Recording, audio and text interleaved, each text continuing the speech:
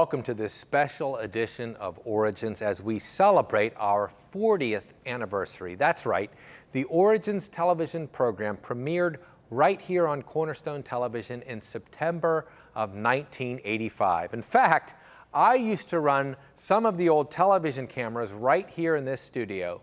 I also worked in the control room in those early days of Origins. During today's program, we'll feature past guests hosted by our founder, Russ Bixler, and host emeritus, Dr. Donn Chapman. You'll notice some set changes we made through the years on Origins as we take you on a journey back in time. So sit back, relax, and enjoy today's Origins 40th anniversary show.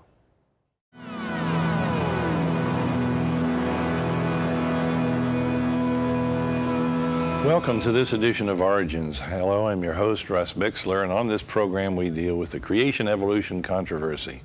Our guest today is Dr. Jerry Bergman of Northwest College in Ohio, and he has 2 earned doctorates in research methodology and in biology. Jerry, it's good to have you with us today here on Origins. Thank you. What's the subject for the program? Today we'll talk about natural selection, which was the cornerstone, which is today the cornerstone of Darwin's theory of evolution. That's what made Charles Darwin different from his predecessors, right? Right. He talked about natural selection. He was not the first. What we call the survival of the fittest. The fittest, right, which is, in a crude way, what natural selection is. And he talked about, of course, evolution, but primarily his major contribution to the theory was the theory of natural selection, which, by the way, has been under fire from 1859 until today. If I were to think of a weak organism, a weak animal, say, that should not be able to survive, I would think of the rabbit. Mm-hmm. I mean, the rabbit has so many enemies that will eat it. Yeah. Seeking it out and killing it all the time.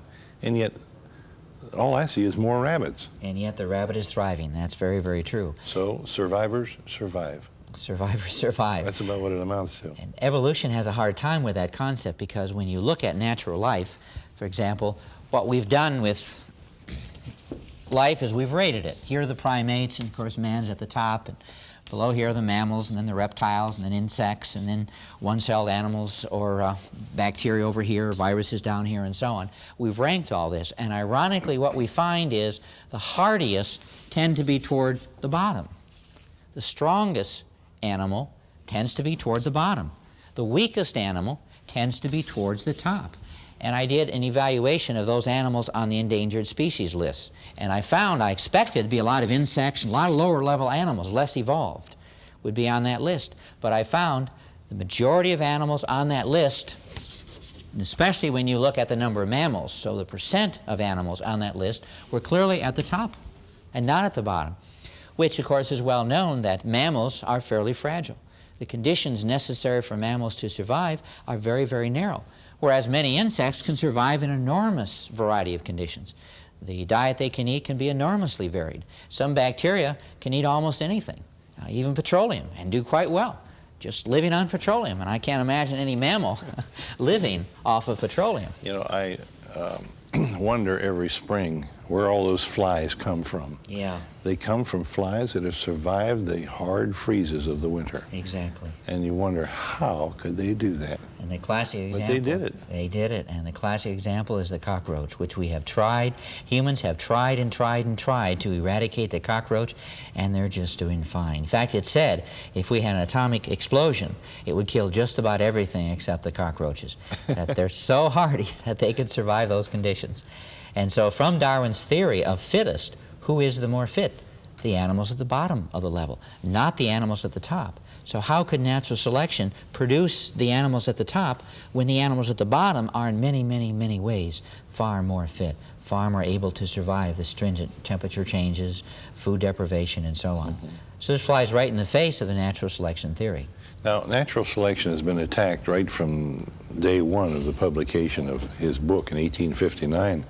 But are we coming up with better evidence against it today than ever before? Oh, far much so. I think there's so many studies that clearly show the problems in natural selection. And many evolutionists acknowledge this. And they say, well, there are other theories which they have proposed. which are more important. But even when you examine these other theories, I don't think that they can in any way, shape, or form replace the power of natural selection, or at least the theoretical possibilities of natural selection. There are things like sexual selection or genetic drift and so on, which again I don't think can even nearly begin to explain the origin of species or the variety of species that we have today. And of course the whole basis of natural selection is you select the fittest, and you get the fittest, the theory says, according to mutations. And a mutation, well, to show that on the board would be nothing more than what they call a copying error. The best example is if I take a story and I copy it on a Xerox, if there was a fly when I copied it, there would be a flaw in this part of the story. If a fly had landed on the copy. On the copier, right. And I pushed the button and I got a picture of a smashed fly on the story. Well, that's a mutation. It's a mistake. It's a copying mistake. And a better example might be when I copy a book and I make a mistake. I transpose the letters. Instead of saying A-R, I say R-A. So it's a mistake. And scientists acknowledge that the vast majority of all mutations are negative. They don't help the organism. They're deleterious. But on the other hand, they say, well, even if 1 out of a million can help, this is the source of evolution. This is the source of what we are. We are nothing more, they hypothesize, than the accumulation of copying errors. You know, I can understand Charles Darwin proposing the concept of acquired characteristics, the inheritance of acquired characteristics, because he hadn't read Mendel's research. Right. And then it was lost on the library shelves until, well, only a century ago, I guess, maybe less. Turn of the century, right. Turn of the century, then the science of genetics began coming into its own. You would have thought that genetics would have killed and buried the theory of evolution once and for all. Mm-hmm. But many scientists have held on to it in spite of that. Right. And that's because I think they have an enormous faith in the theory. And the mechanism may be replaced. In fact, all the details may be replaced. But I think the theory itself, the end belief of evolution, will be held intact. Partially because evolution it's what they call a closed belief structure, where it's hard to attack it, because no matter how you attack it, they can respond by words and by logic, by showing, well, this isn't a problem because of this. And so it doesn't matter to a large degree what the evidence is. The facts are.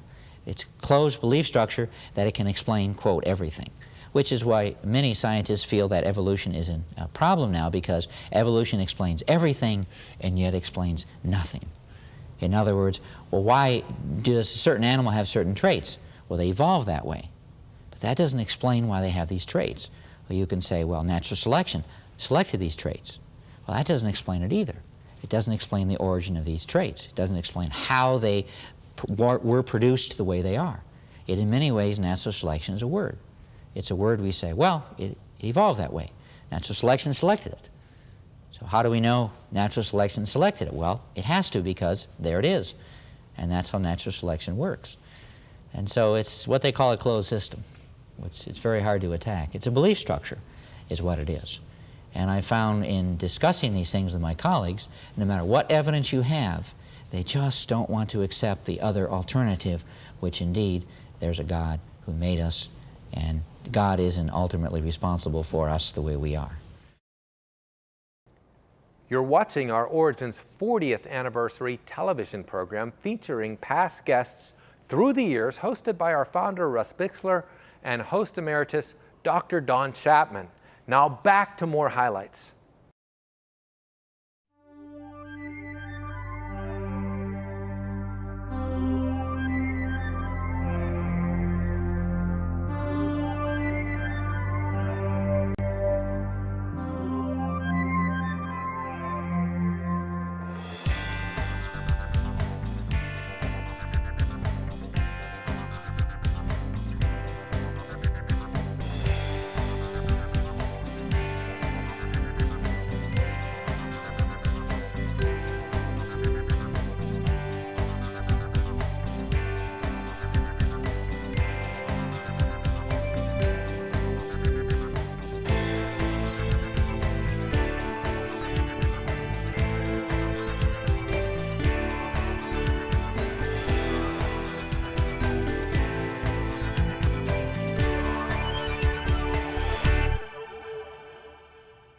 Hello, my friends, and welcome to Origins. My name's Donn Chapman. It's my privilege to be your host.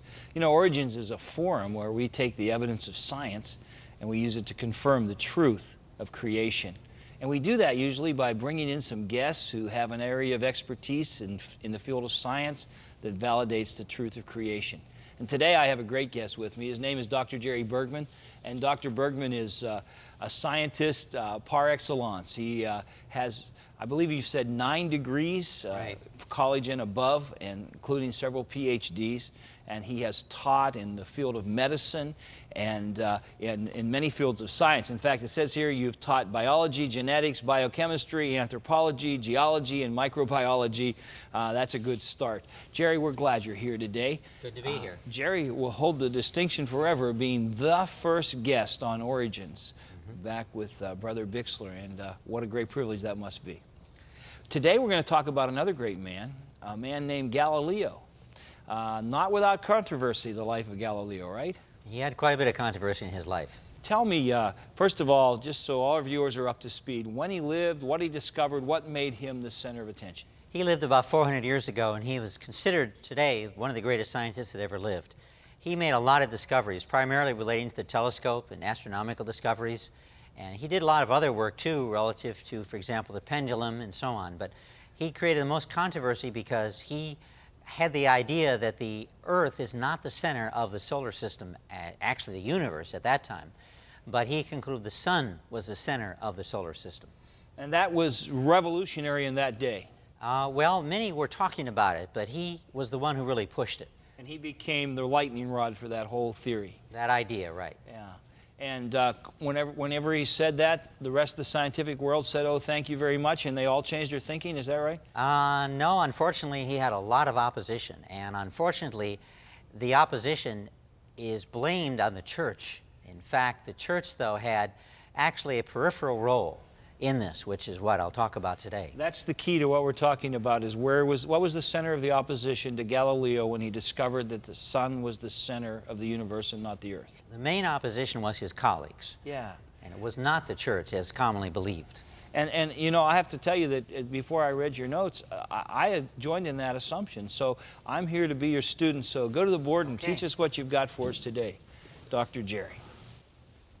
First, I want to read a few quotes which illustrate the fact that this incident in history is the primary one that's used by atheists and scientists to demean religion as a whole, demean the idea of God. An editorial in Omni, which is a major science magazine, it's out of business now. This is a cover. It was popular for years. I subscribed to it for years, actually. But a quote from Ben Bova, who was the editor then of Omni, he said, "Once religion becomes politically powerful, it suppresses all heretical teachings. Galileo was silenced by the Roman Catholic Church," he concludes. Well, was he? And is this true that once religion becomes powerful, does it suppress all heretical teachings? Robert Heinlein said that 3 decades ago, he said this 3 decades ago, that the United States would be ruled by a religious dictatorship in the 21st century, the century we're in now. And of course, we can see that has not proven to be true. I have felt just in the last few months much more push in our culture than I ever did before. Maybe I'm just waking up, but an outward, overt push towards making our society so secular that any idea that religion has anything to say or play in our society is wrong. It seems to become the scapegoat of choice for many in the whole scientific and educational community today. Would you agree with that? Oh, that's a very good point. And I think Galileo is used in order to further this secular goal. Yeah. And in this magazine, he concluded, and I quote, because he said in a much better way, much more succinct way than I could ever say what happened historically. And he said, "It's more historically accurate to conclude that the main opponents of the new Copernican position," this is the idea that the Earth is not the center of the solar system, but the sun is, this is the Copernican position, "were academicians teaching science in the universities, and that much, if not most," he says, now this is an agnostic saying this, right, in an atheist agnostic magazine, "most of Galileo's support came from church officials." This is far more historically accurate. But that's not what is usually taught or said, is it? Not at all. The opposite is what's taught. What's taught is that the church was opposed to Galileo and the academicians were on his side. And in fact, the opposite, by and large, was true. This is a picture of Galileo. And the problem, basically, as Professor Drake says, is that Galileo's ideas were looked upon favorably by certain influential churchmen and scientists, causing jealousy. And that was a lot of the problem among the other scientists. They were jealous of his discoveries that he made. Human nature raising its ugly head. That's by and large what it was. That's by and large the main problem. And the academic opposition to Galileo was because the natural philosophies that they held at that time were firmly based on Aristotelianism. Aristotle was a great philosopher, and the scientists at that time, unfortunately, put a lot of stock in what he had to say. And the fact is, a lot of what he had to say was wrong, and Galileo contradicted what he had to say. Aristotle would have believed that the earth was the center? Oh, yes, right. Okay. And Aristotle also looked at a different way of learning. Galileo stressed we should learn by doing research. We should trust our senses.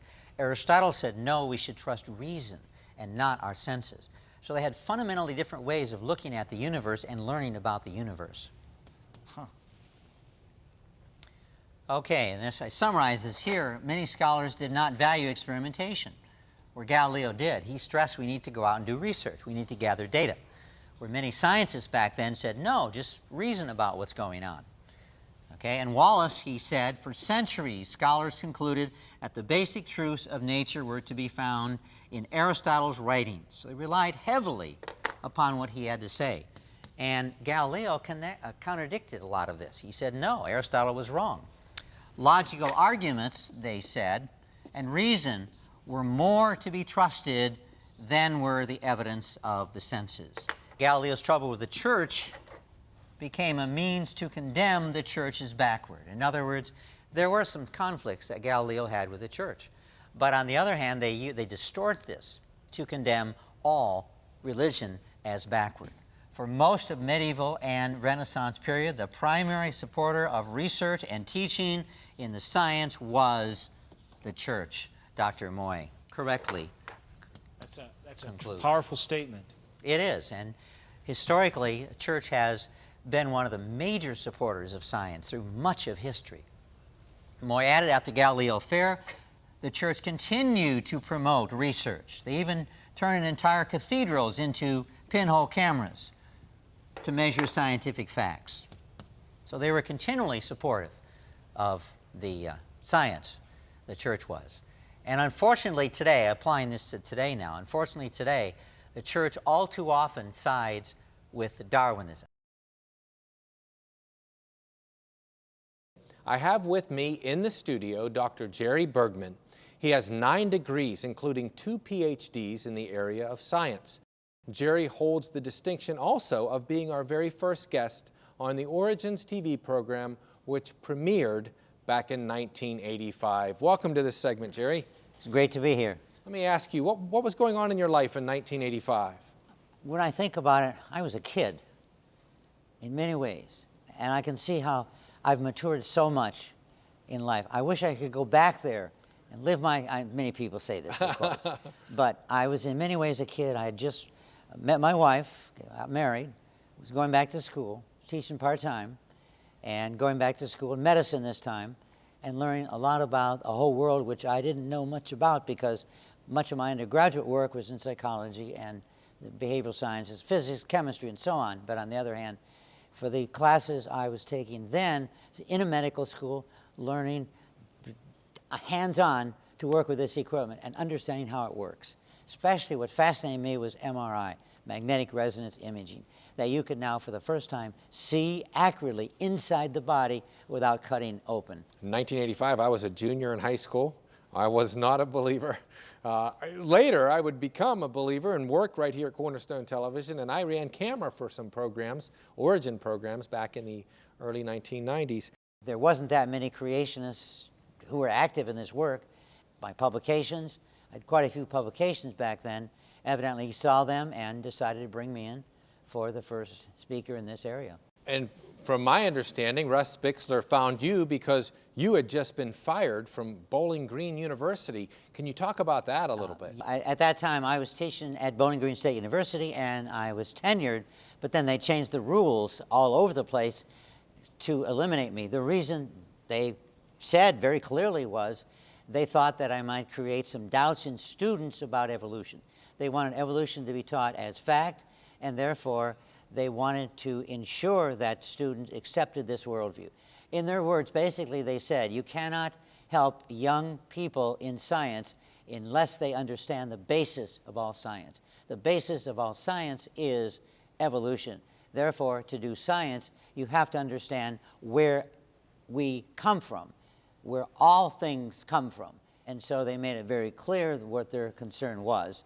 And that got a lot of publicity because up to that time, there wasn't that many professors who lost their job because of this issue. After me, there were many. In fact, I have a book where I talk about over 200 professors who lost their position because of this issue. So I was kind of the first, kind of opened the door to this issue, this problem. What happened to me, I'm wondering, are they really right? Am I wrong? Is it possible that I have some ideas which are not valid scientifically? And so that motivated me to do more and more study. And of course, I got interested in it as time went on. And I found it enormously rewarding to read books about evolution. Ironically, because in time, so many of the arguments they use, I was effectively able to refute. And I'll give you one quick example. Most books, when they talk about evolution, especially biology books that have a chapter on evolution, talk about the 100 and some vestigial organs which have no function. Well, I spent a lot of time looking at this question, and I realized that the evidence is very clear. All organs we have in our body have a function, some very important, some less important. And therefore, when I read these words in books about evolution, they have no function, I know that's not true. And I find that rewarding. Also, I find it rewarding because every area I've looked at, without exception, I find the evidence supports not the evolutionary interpretation, but the creation interpretation. That's interesting because the impression that we get about what happened when evolution took over is that just everybody was persuaded, no thinking person would ever question it, and yet that's not true. Over 200 professors were fired. We're told that only ignoramuses and stupid people doubt evolution. That's a good point. And it's not all professors that were fired, but there are a few other people. Primarily, it's those who taught at universities. And the reason there was a concern was because those professors influenced many other people. I had hundreds of students, and so therefore I influenced these students, and they concerned that I would influence them down the wrong path. And they thought, wow, people might actually be persuaded, and therefore we have to, a tenured teacher. So they had to change the rules because tenured means you can't be let go for things like this, and yet they changed the rules so that you can. They did change the rules, and when I did end up in court trying to deal with this, the NEA, at that time they did defend us, the National Education Association. They evaluated my case and they said, yes, this is clear evidence of discrimination. So they supported me in a lawsuit that I filed against the university, which of course I lost, as all of them have. Evolution is so embellished in society that the antagonism is enormous between academia and us professors. What kind of reception do you get when you go and you teach on these topics about creation and you refute evolution? How do the audience respond? Well, people tend to listen to answers more than they do just to a straight lecture. And so by dialoguing with the audience, I find I'm more effective in helping the audience learn, and I learned something too. I told my students over and over, generally professors learn a great deal from their students. That's why as professors teach, they pay them more as they get older. They pay them more because they learn more, and they learn more because they interact with their students. And so all too often, students bring questions. I try to answer them. If I can't, I look up the information, and therefore I learn from what I cover, and therefore I can present that in class. It's pretty hard now for me to go to an audience and for them to ask a question I can't answer. It's rare because I've heard the question before, I've thought about it, and I know now the response to their issues, their concerns. You know, you've written a lot of books, a lot of articles. What are some of the things that you're working on now? Well, I tend to focus on areas that other people don't look at. So I take areas, for example, the fossil record. Some creationists have looked at this, but I've spent much of my career evaluating the fossil record for all kinds of life forms. I just finished one on horse evolution, and others have written on that, but not nearly the detail that I have. Jerry, can I ask you, you know, we do this program now 40 years, Origins, and we're doing, you know, what you do. How important is it to have programs like Origins, in your opinion? The Origins show, as well as others like this, are extremely important, partially because I'm a voracious reader. I read a lot, but I can't sit down for 8 hours and read a book. The program Origins, for example, it's a good way, even if you know a lot about this subject, it's a good way to learn by relaxing. You're not staring your eyes looking at a book for a half an hour. It's a good way of relaxing and yet learning. And so I find videos, especially ones like Origins, which presents a lot of good information, a lot of different speakers, very helpful because it helps me relax, it helps me fill in some background. Those who know nothing about this area, I find that that's one way they can learn. Looking back on it now and seeing, you know, the program that we've been doing, and we've had you here multiple times, we're really very grateful that you've been able to come. How do you feel about knowing that you are the very first guest that's ever appeared on Origins television? It was a real honor for me to be the first guest on Origins, because programs like Origins especially can be very helpful because they introduce the subject in such a way where people who don't love science can understand it enough to benefit and then move on. So yeah, it was not only an honor, but it also, I think, helped me get to know other creationists. Well, it's an honor for me to know you and to be able to interview you here. I want to thank you for being on this segment, and I also want to thank you for being part of the legacy of Origins Television. Thank you very much. I hope you enjoyed this blast from the past as we celebrate the 40th anniversary of the Origins television show. Everything we saw today, in so many ways, confirms that we really do know what the Bible says is true, because the proof is all around you. If you enjoy Origins, we sure could use your help to keep this creation television program on the air. Your support, both prayerfully and financially, make a big impact. So let's work together to reveal how awesome our Creator truly is. And we'll see you next time, right here on Origins.